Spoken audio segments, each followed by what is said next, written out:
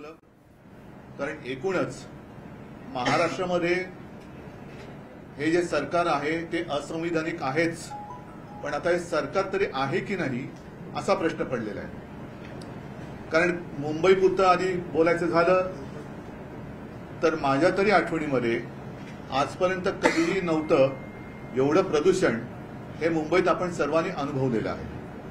आणि त्याचं कारण काही तज्ज्ञांशी मी जे बोललो ते असं होतं की नियोजन शून्य विकास कामं, आणि त्याच्यामध्ये सगळीकडे धूळ आणि धुळदाण झाली होती. ते प्रदूषण बघितल्यानंतर आपल्या असंविधानिक मुख्यमंत्री आणि सरकारने असं जाहीर केलं होतं की मुंबईचे रस्ते आम्ही धुवू आणि कृत्रिम पाऊस पाडू. यांच्याकडचं सगळंच कृत्रिमच आहे, पण तो कृत्रिम पाऊस सुद्धा त्यांना पाडता आला नाही. सुदैवाने, मी मुंबईपुरतं बोलतोय, सुदैवाने की पाऊस पडला आणि हे प्रदूषण थोडंसं ओसरलं असावं असं वाटतं. मात्र त्याच वेळेला मुंबई व्यतिरिक्त संपूर्ण महाराष्ट्रामध्ये बऱ्याचशा भागामध्ये या अवकाळी पावसाने आणि गारपिटीने शेतकऱ्यांचं प्रचंड नुकसान झालेलं आहे. माझ्या प्राथमिक माहितीप्रमाणे उत्तर महाराष्ट्र, विदर्भ, मराठवाडा या भागामध्ये जवळपास 1 लाख हेक्टर शेतीचं नुकसान झालेलं आहे. उत्तर महाराष्ट्रामध्ये तर गारपिटीने संपूर्ण द्राक्षाच्या बागा आणि कांद्याचं जे काही पीक होतं, यावेळेला खरीपाची लागवड कांद्याची थोडी उशिरा सुरू झाली होती सप्टेंबरमध्ये. म्हणजे डिसेंबरला हा कांदा काढणीला आला असता, तो पण गेला. एक तर गेल्या मोसमामध्ये केंद्राच्या नाठाळ किंवा नाकर्ते विचित्र धोरणामुळे कांदा शेतकरी रडकुंडीला आला होता. आता कांदाच गेला, त्याच्यामुळे करणार काय? बरं, हे सगळं बघितल्यानंतर मी सुद्धा 2.5 वर्ष मुख्यमंत्री होतो आणि काही गोष्टी मुख्यमंत्र्यांना बसल्या जागेवरती येतात. म्हणजे माहिती जी असते ती बसल्या जागेवरती, काय फिरण्याची गरज नसते. आज जे मुख्यमंत्री जे आहेत असंविधानिक, ते स्वतःचं घर सोडून इतरांची घरं धुंडाळतायत. म्हणजे आज सुद्धा मुख्यमंत्री कुठे आहेत असं जर विचारलं तर माझ्या माहितीप्रमाणे ते तेलंगणाला गेलेत. तेलंगणाला जाऊन काय प्रचार करणार, कुठल्या भाषेत बोलणार, काय ते सुरत, गुवाहाटी, गोवा कसं त्यांचं हे चोरटेपणाचा सगळा जो काय प्रवास आहे तो तिथल्या लोकांना सांगणार आहेत का? स्वतःचं घर न सांभाळता दुसऱ्याच्या घरामध्ये डोकावणारे हे भुरटे हे राज्याला न्याय देऊ शकत नाहीये. एक तर राज्य असंच पडलेलं आहे वाऱ्यावरती. एक सुद्धा म्हणजे एक फुल 2 हाफ, दुसरे 2 हाफ कुठे आहेत काहीच कल्पना नाहीये. कारण मधल्या काळामध्ये सुद्धा दुसरे हाफ होते ते छत्तीसगडला का मध्य प्रदेशला प्रचाराला गेले होते. आज कुठे गेले ते कल्पना नाही. दुसरे ज्यांच्यामध्ये डेंग्यू झाला होता ते कुठे आहेत त्याची माहिती नाहीये. मग शेवटी ह्या राज्याचा मायबाप कोण आहे? विशेष म्हणजे मी जे मगाशी सांगत होतो की काही गोष्टी या मुख्यमंत्र्यांना माहिती मिळत असते. ती माहिती अशी आहे की साधारणतः गेल्या काही दिवसांपूर्वीच आपल्या हवामान खात्याने एक इशारा दिला होता की या काळामध्ये अवकाळी पाऊस होऊ शकतो, गारपीट होऊ शकते. काय केलं मंत्रिमंडळाने, काय केलं मुख्यमंत्र्यांनी? आपल्या कृषी मंत्र्यांनी असं मध्ये जाहीर केलं होतं, धनंजय मुंडे, की दिवाळीपूर्वी पीक विमा योजनेची अग्रिम रक्कम ही शेतकऱ्याच्या खात्यात गेली नाही तर मी दिवाळी साजरी करणार नाही. मला तर काय ते नंतर दिसले नाही. दिवाळीमध्ये फटाक्यांचा आवाज ऐकू आला, पण मुंडेंचा आवाज कुठे ऐकू नाही आला. त्यांनी कुठे फटाके वाजवले मला काही त्याची माहिती नाहीये. मग शेतकऱ्यांना पीक विमा योजनेची अग्रिम का होईना रक्कम मिळाली का? त्यांच्या खात्यात जमा झाली का? मिळाली असेल तर किती मिळाली, किती जणांना मिळाली? आणि जी काही माहिती येते काही जणांची तर थट्टा झालेली आहे. 20-20 रुपयाचे चेक सुद्धा मिळालेले आहेत. मग कारभार कुठे? हे पूर्णपणे स्वतःची खुर्ची सांभाळण्यासाठी जेवढ्या दिल्ली वाऱ्या करतायत तेवढं हे जरा यांच्यावरती काही बोलल्यानंतर आमचे मुख्यमंत्री जे आहेत गद्दार, ते गळा काढतात की गरीब शेतकऱ्याचा मुलगा, गरीब शेतकऱ्याचा मुलगा. आदर आहे तुमच्या शेतीबद्दल, आदर आहे, पण गरीब शेतकऱ्याची पंचतारांकित शेती, ज्या शेतीमध्ये हे हेलिकॉप्टरने जातात, मी तर म्हणतो अशी शेती आणि असं वैभव माझ्या साध्या आणि छोट्या शेतकऱ्याला सुद्धा लाभो ही मी देवाच्या चरणी प्रार्थना करतो.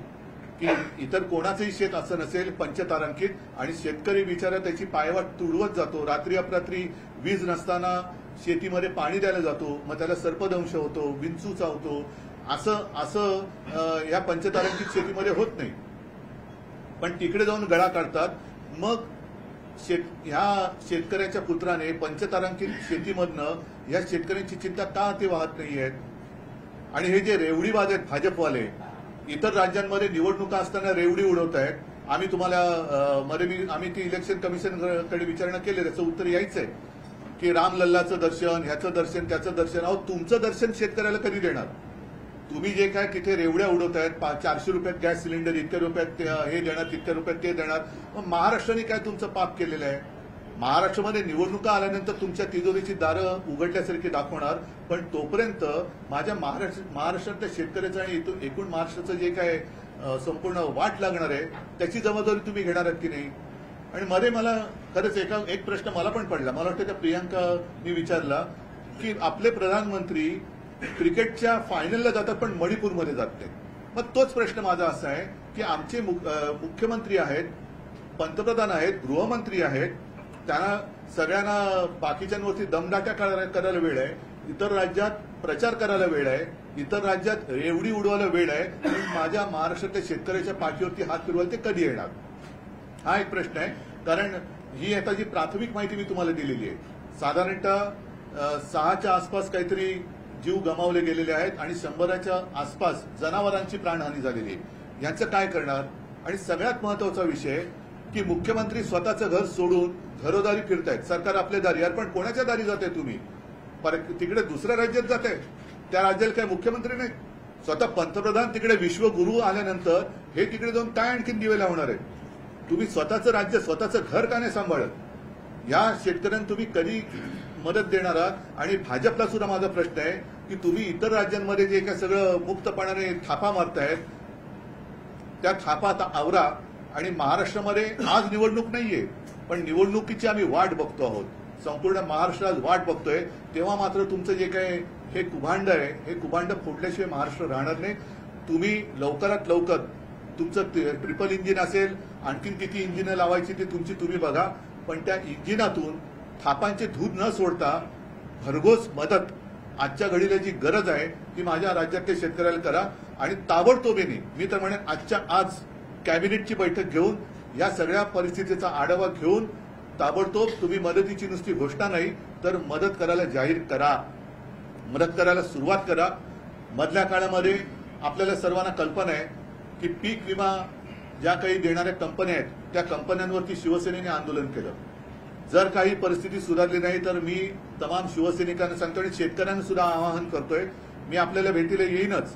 हे तर आता काय झालेलं आहे की थोडीशी नेहमी घडणारी घटना आहे की असं दुष्काळ, एक तर महाराष्ट्रामध्ये दुष्काळ आहे, त्याच्यात अवकाळी आहे. आम्ही मध्ये गेलो होतो दुष्काळग्रस्तांची त्यांना एक दिलासा देण्यासाठी. आम्ही जातो, दिलासा देतो, विधान भवनामध्ये विधानसभेच्या विधिमंडळामध्ये प्रश्न मांडतो, मोर्चे काढतो, पण सरकार ढिम्म राहतं. आता हे सरकार बदलण्याची वेळ आलेली आहे. मी सर्व शिवसैनिकांना सांगतो की जिथे जिथे शेतकऱ्यांचं शेतीचं नुकसान झालेलं आहे त्यांच्या बांधावरती जा, त्यांना दिलासा द्या आणि त्यांच्यासह तिथल्या जिल्हाधिकारी कार्यालयावरती जाऊन जिल्हाधिकाऱ्यांना जाब विचारा की तुमच्याकडे नक्की सूचना आल्यात तरी काय. पंचनामे जे पूर्वीचे राहिलेत आत्ताचे पंचनामे कधी करणार. कारण आजच एक बातमी आली, कृषी मंत्र्यांनी आपले जाहीर केले की आम्ही वस्तुनिष्ठ, आता कोणती वस्तू आणि पहिली निष्ठा कोणाची तुमची ते सांगा. ज्याची निष्ठाच कोणावर नाही तो वस्तुनिष्ठ माहिती घेऊन काय जाहीर करणार. त्याच्यामुळे या शेतकऱ्यावरती मी दया दाखवा असं म्हणतोय, करुणा दाखवा असं म्हणत नाही, दया दाखवा आणि लवकरात लवकर शेतकऱ्यांना मदत मिळवून द्या. सर, तुम्ही देखील जाणार आहे का बांधावर शेतकऱ्यांच्या? बघा, मी जाणं हा भाग आलाच, तेच मी तुम्हाला सांगतो की आता ओघाने आलंच. आम्ही जातो, शेतकऱ्यांना, शेतकरी बिचारे धाय मोकलून रडतात. पण काल सुद्धा एक मंत्री गेले असताना शेतकऱ्यांनी त्यांना विचारलं की तुम्ही काय मदत करणार असेल तर या, फुकाच्या गोष्टी करायच्या असेल तर निघून जा. ही जबाबदारी सरकारची आहे. आम्ही तर जाऊच, पण पहिले सरकार म्हणून जर अस्तित्वात आहे की नाही ह्याचा कुठेतरी सोक्षमोक्ष लागला पाहिजे. कारण हे आपलं घरदार वाऱ्यावरती सोडून दुसऱ्यांच्या घरामध्ये जर प्रचाराला जात असतील तर मग हे उपयोग काय. या मुख्यमंत्र्याचा आणि उपमुख्यमंत्र्याचा उपयोग काय राज्याला. घर सोडून दुसऱ्याची घरं तुम्ही म्हणजे त्यांची पण बरबादीच करायला जातात थापा मारून. आज बघितलं तर मला वाटतं कुठे तेलंगणात गेलेत वाटतं. हो. का महाराष्ट्र उघडा पडलाय, महाराष्ट्राच्या वरती गारपीट झालेली आहे, मृत्युमुखी काही पडलेत, शेतकऱ्यांची वाताहत झालेली आहे, घरदारं उद्ध्वस्त झालेत आणि तुम्ही प्रचाराला तिकडे जातात, लाज नाही वाटत? मग मी हे बोलल्यानंतर स्वतःच्या पंचतारांकित शेतीमधनं पुन्हा हे सांगणार की गरीब शेतकऱ्याचा मुलगा मुख्यमंत्री झाला. 2 दिवसात 16 ते 17 जिल्ह्यांमध्ये जे आहे ते गारपीट आणि अवकाळी पावसाचं नुकसान झालंय आणि त्यावरती शासन लक्ष ठेवून असं धनंजय मुंडे कृषी मंत्री म्हणजे काय करतोय नेमकं काय? आधी तुम्ही लक्ष ठेवून आहात. पहिलं तुम्ही जी घोषणा केली होती गेल्या 1-1.5 वर्षामध्ये जेवढी जेवढ्या नैसर्गिक आपत्त्या आल्या त्याच्यात खरोखर किती मदत केली? साधी गोष्ट आहे. आमचं सरकार यांनी गद्दारी करून पाडण्याच्या आधी जो आमचा अर्थसंकल्प जाहीर झाला होता त्यावेळेला जी कर्जमुक्ती आम्ही केली होती त्यातली एक शेवटची गोष्ट राहिली होती, कारण कोरोनाच्या संकटात अर्थव्यवस्था डगमगली होती. पण त्याही काळात याच शेतकऱ्यांनी आपली अर्थव्यवस्था तारून धरली होती आणि 50,000 रुपये एक प्रोत्साहनपर राशी नियमित कर्ज परतफेड करणाऱ्याला आम्ही जाहीर केली होती, द्यायला सुरुवात झाली होती. तिचं आता पुढे काय झालं ती सुद्धा देत आहे की नाही? दुष्काळग्रस्त भागामध्ये तुमचे पंचनामे झालेत की नाही? झाले असते तर मदत किती दिली? पीक विमा योजनेचे किती पैसे दिले गेले? आता अवकाळीचे पैसे तुम्ही कधी देणार? लक्ष ठेवणार ते लक्ष ठेवेपर्यंत तुमची जायची वेळ आली. आता या 1-2 महिन्यामध्ये सुप्रीम कोर्टाचा निकाल लागल्यानंतर लोकशाही आणि संविधानाप्रमाणे निकाल लागेल आणि तो लागला तर यांचे हेच जातील. मग हे कुठे त्यांच्या हे कोणाच्या लक्षात पण येणार नाहीत कुठे. उद्धव जी, 6 लोगों की मौत हुई है, 100 जानवरों की अब तक मौत हुई बेमौसम बरसात से. मुख्यमंत्री तेलंगाना में प्रचार में व्यस्त है, शिवसेना की क्या है? मैंने यही कहा ना कि अपना खुद का घर जो संभाल नहीं सकते वो दूसरों का घर क्या संभालेंगे? आज अपना घर मतलब महाराष्ट्र, मेरा महाराष्ट्र, अपना महाराष्ट्र, वो संभालने की जरूरत है. कुछ काश्तकारों की जान गई है. 6 लोग आपने जैसे कहा कि उनकी जान गई है. 100 के आसपास उनके जो जानवर होते हैं, गाय होती है, भैंस होती है. गौवंश हत्याबंदी, इसमें जो मर रहे हैं उसका आप क्या करेंगे? और ऐसी स्थिति में मुख्यमंत्री दूसरे राज्यों में जाकर दूसरे पार्टी का प्रचार कर रहा है. ये बाला साहब के विचार नहीं थे ऐसे.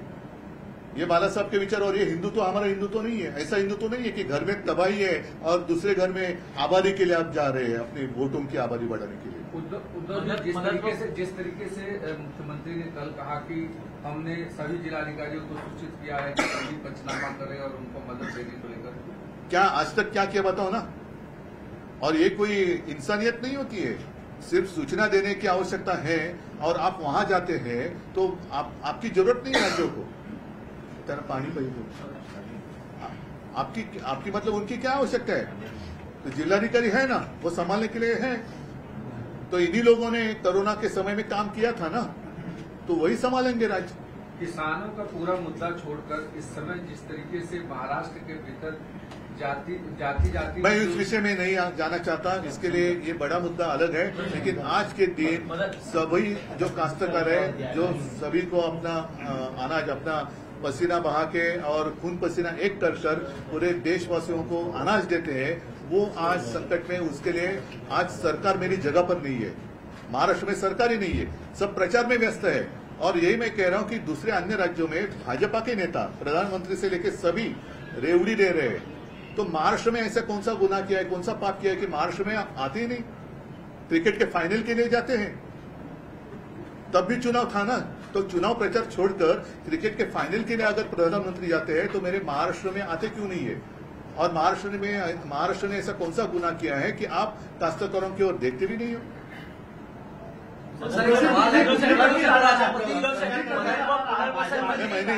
मैंने कहा कि यही मैं कह रहा था कि हमारे केंद्रीय मंत्री जी ने कहा, गृह मंत्री जी ने कि कौन से मध्य प्रदेश में आप भाजपा का वोट दो तो आपको हम रामलला का दर्शन करेंगे. लेकिन भाई साहब, आप मंत्री हो, मेरे काश्तकार संकट में आपका दर्शन तो दे दो.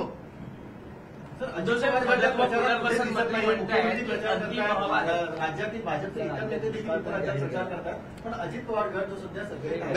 आता महत्वाचा मुद्दा असा, संजय राऊत जी म्हणाले ते बरोबर आहे. आपल्या राज्यात काही तालुक्यात आणि जिल्ह्यात दुष्काळ जाहीर केला, म्हणजे दुष्काळचं संकट आहेच. त्याच्यासाठी तुम्ही काय केलं? आज सुद्धा कितीतरी टँकर सुरू आहेत आणि आमचे हे गद्दार म्हणतात आम्ही मुंबईचे रस्ते देऊ. पाणी कुठून आणणार? पाण्याचा नाश करतायत. तर एक तर दुष्काळात हा सरकारचा 13वा महिना आहे. दुष्काळात 13वा महिना म्हणतात, तसं सरकार म्हणजे 13वा महिना आहे दुष्काळातला.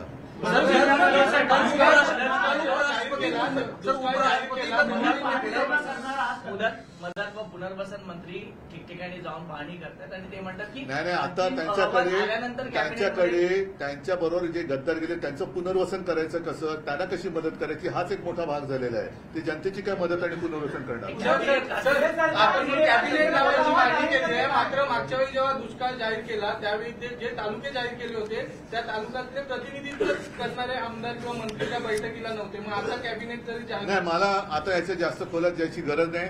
पुन्हा मी एकच मुद्दा सांगेन की आज माझ्या राज्यातला शेतकरी संकटात असताना, गारपीट अवकाळीच्या संकटात असताना जो माणूस स्वतःच्या घराची काळजी न करता बेपर्वाईने दुसऱ्या पक्षाच्या प्रचारासाठी दुसऱ्या राज्यात जातो, असा माणूस राज्याचा कारभार करायला नालायक आहे आणि अशा माणसांनी सत्तेवर राहण्याचा त्याला अधिकार नाहीये. मग ते कोणी असो, त्यांनी राज्याचा मी अमुक आहे हे बोलण्याचा त्याला अधिकार नाहीये. सर, एक सवाल है, कल उपराष्ट्रपति मुंबई में थे, उन्होंने मोदी को युग पुरुष कहा है. नहीं, उनके लिए उनकी नजर से वो ठीक रहेगा, बाकी जनता बहुत बड़ी है. चलो, धन्यवाद. जय हिंद, जय महाराष्ट्र.